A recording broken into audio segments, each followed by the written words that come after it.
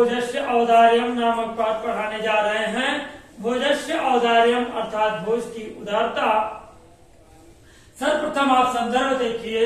संदर्भ आपका होगा प्रस्तुत अवतरण हमारी पाठ्य पुस्तक संस्कृत दिग्दर्शिका में संकलित भोजस्य औदार्यम नामक पाठ से लिया गया है।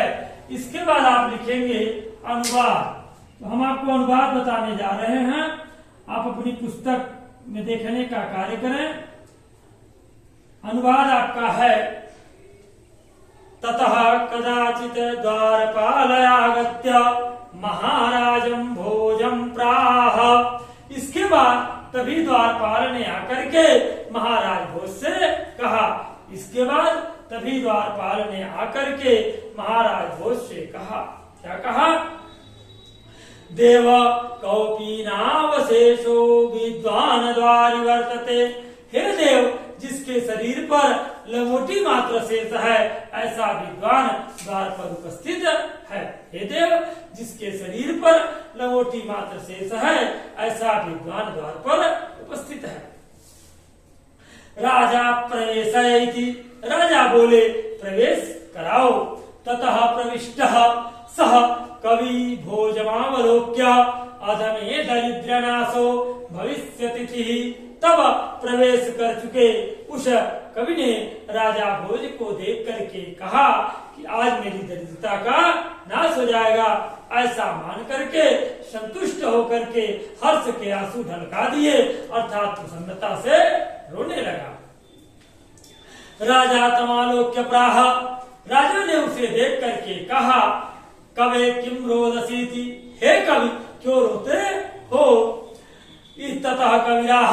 तब उस कवि ने कहा राजनम अकर्ण्य मद गृह स्थिति। हे राजन, मेरे घर की स्थिति सुनो। अये लज्जानुचये पथि वचनमाकर्ण्य गृहिणी। शीशो कर्णो यतनात सुपहीतवती दीनवदना।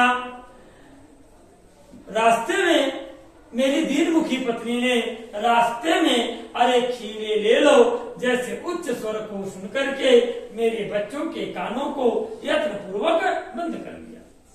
अये लज्जानुचय पथि वचनमाकर्ण्य गृहिणी। शीशो कर्णो यतनात सुपहीतवती दीनवदना।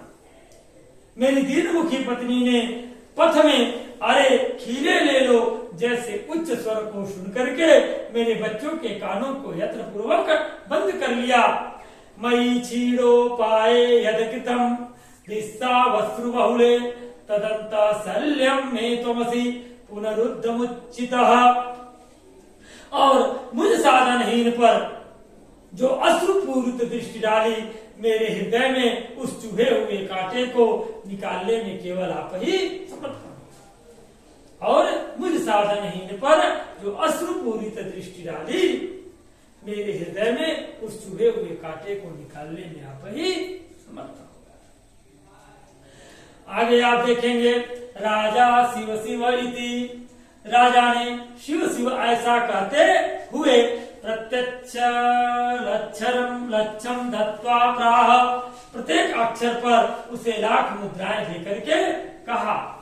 राजा शिव शिव इति उदीर्यन प्रत्यक्षरम लक्षम दत्वा प्राह। राजा ने शिव शिव ऐसा कहते हुए प्रत्येक अक्षर पर उसे लाख मुद्राएं देकर के कहा। क्या कहा?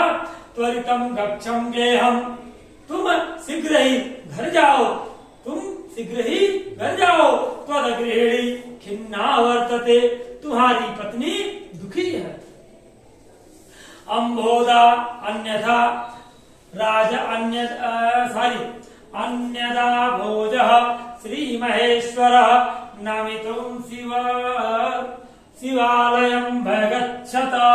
दूसरे दिन राजा भोज शिव जी को नमस्कार करने के लिए शिव मंदिर गए। अन्यदा भोज श्री महेश्वरः नमितुं शिवालयं भगच्छत। दूसरे दिन राजा भोज श्री महेश्वर जी को अर्थात शिव जी को नमस्कार करने के लिए शिव मंदिर गए। ततः तदा कोऽपि ब्राह्मणः राजनं शिव सन्निधो प्रादेव। तब किसी ब्राह्मण ने शिव के समीप राजा से कहा।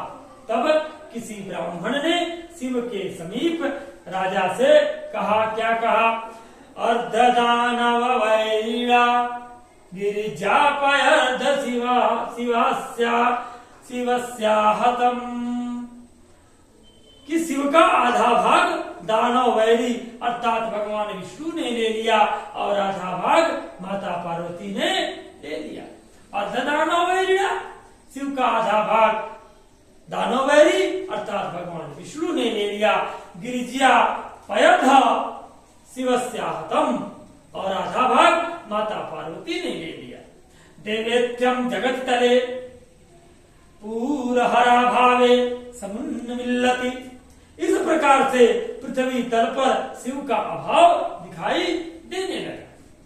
और शिव का अभाव होने के कारण गंगा सागंबरम, गंगा सागर में चली गई। शशिकला चंद्रमा आकाश में चले गए और नागाधिपा श्यामतलम, और शेषनाग रसातल में चले गए। सर्वज्ञ वधीश्वर त्वम गमत, अधिश्वरता और अधिश्वरता और अधिश्वरता आप में आ गई। गंगा सागर में चली गई, चंद्रमा आकाश में चले गए और शेषनाग रसातल में चले गए। सर्वज्ञ त्वमधीश्वर त्वमगमत, सर्वज्ञता और अधिश्वरता आप में चली गई। और क्या हुआ? त्वम मां तू भिक्षाटनम, और भिक्षाटन मेरे अंदर आ गया। जो भिक्षाटन था वह मेरे अंदर आ गया। कवि कहता है कि हे राजन, शिव का आधा भाग दानव वैरी अर्थात भगवान विष्णु ने ले लिया, आधा भाग माता पार्वती ने ले लिया। इस प्रकार से पृथ्वी के तल पर भगवान शिव का अभाव दिखाई देने लगा और शिव के अभाव के कारण गंगा सागर में चली गई, चंद्रमा आकाश में चले गए और शेषनाग रसातल में चले गए। सर्वज्ञता और अधिश्वरता आप में चली गई और भिक्षाटन मेरे पास रह गया। अब देखिए आगे, राजा तुष्ट तस्मै प्रत्यक्षरम लक्ष्यम ददौ, राजा उससे भी संतुष्ट होकर के प्रत्येक अक्षर पर लाख मुद्राएं दिए। अन्यदा राजा समुपस्थिताः सीतां प्राह, इसके बाद राजा अपने समीप उपस्थित सीता नामक कवित्री से कहे। इसके बाद जो राजा थे वह अपने निकट अथवा समीप उपस्थित सीता नामक कवित्री से कहते हैं। क्या कहते हैं? देवी प्रभातम वर्णयम इति, हे देवी आप प्रभात का वर्णन करो। हे देवी अब आप जो है वह प्रभात का वर्णन करो। सीता प्राह, सीता ने कहा, वीरल विरला अस्थूलस्तारा कलावीव सज्जनाः, आकाश में बड़े मोटे तारे ऐसे दिखाई दे रहे हैं जैसे कलयुग में सज्जन दिखाई देता है। आकाश में बड़े और मोटे तारे ऐसे दिखाई दे रहे हैं जैसे कलयुग में सज्जन दिखाई देता है। मन इव मुने सर्वत्रैव प्रसन्न बुन्नभः, और आकाश मुनि के मन के समान सर्वत्र निर्मल दिखाई दे रहा है। और आकाश मुनि के मन के समान सर्वत्र निर्मल दिखाई दे रहा है। अपसरति च ध्वान्तम चित्तात् स तमीव दुर्जनः, जिस प्रकार से सज्जन के हृदय से दुर्जन दूर होते हैं उसी प्रकार अंधकार दूर हो रहा है। जिस प्रकार से सज्जन के हृदय से दुर्जन दूर होते हैं उस प्रकार अंधकार दूर हो रहा है। ब्रजति च निशा क्षेत्रम लक्ष्मीरनुद्धामीनानीव, और उद्यमहीन, ठीक है ना, उद्यमहीनों के लक्ष्मी की तरह रात्रि बड़ी तेजी से समाप्त हो रही है। उद्यमहीन अर्थात जो परिश्रम नहीं करता है, आलसी है। उद्यमहीनों के लक्ष्मी की तरह से रात्रि बड़ी तेजी से समाप्त हो रही है। च निशा क्षेत्राम लक्ष्मीरनुद्धमी नामीव, और उद्योगहीन की तरह, उद्योगहीनों की लक्ष्मी की तरह रात्रि बड़ी तेजी से समाप्त हो रही है। जो उद्योगहीन होते हैं, जो उद्यम नहीं करना चाहते अर्थात परिश्रम नहीं करना चाहते, कोई कार्य नहीं करना चाहते, कोई धंधा नहीं करना चाहते, कोई व्यापार नहीं करना चाहते, कोई उद्योग अर्थात कोई बिजनेस नहीं करना चाहते, तो उनकी लक्ष्मी कहाँ उनके पास रुकेगी? नहीं रुकेगी, अर्थात समाप्त हो जाती है। तो वही सीता कह रही हैं, जो सीता नामक कवित्री हैं, कि उद्योगहीनों के लक्ष्मी की तरह रात्रि बड़ी तेजी से समाप्त हो रही है।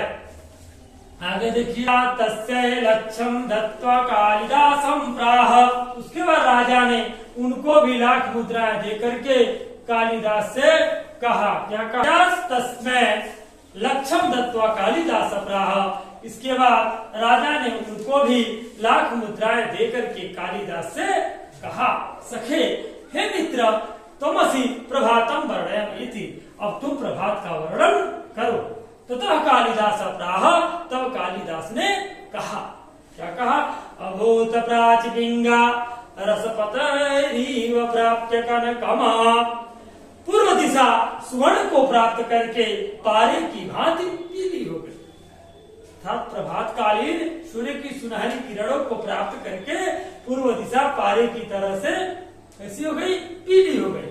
तो वही कहते कि पूर्व दिशा सुवर्ण को प्राप्त करके पारे की भांति पीली हो गई। गतश्चायश्चंद्रो बूधजनेव ग्राम्य सदसी, गंवारों की सभा में बुद्धिजन की तरह चंद्रमा कांतिहीन हो गया। गंवारों की सभा में बुद्धिजन की तरह चंद्रमा जो है वह कांतिहीन हो गया। क्षणम क्षीणास्तारा निपतय इवानुद्धम पराह, आगे कहते हैं अनुद्यमी राजाओं की तरह तारे क्षण भर में क्षीण हो गए। अनुद्यमी राजाओं की तरह तारे क्षण भर में क्षीण हो गए। अनुद्यमी राजाओं की तरह तारे क्षण भर में क्षीण हो गए। न दीपा राजन्ते द्रविड़ रहिता नामीव गुणाः, धनहीनों के गुणों की तरह दीपक नहीं चमक रहे हैं। जो दरिद्र व्यक्ति होता है उसके गुण कभी चमकते नहीं है। तो कहते हैं कि न दीपा राजन्ते द्रविड़ रहिता नामीव गुणाः, धनहीनों के गुणों की तरह दीपक नहीं चमक रहे हैं। राजा तुष्टौ तस्मै प्रत्यक्षलक्षणम ददौ, राजा ने अति संतुष्ट होकर उनको भी प्रत्येक अक्षर पर लाख मुद्राएं दी।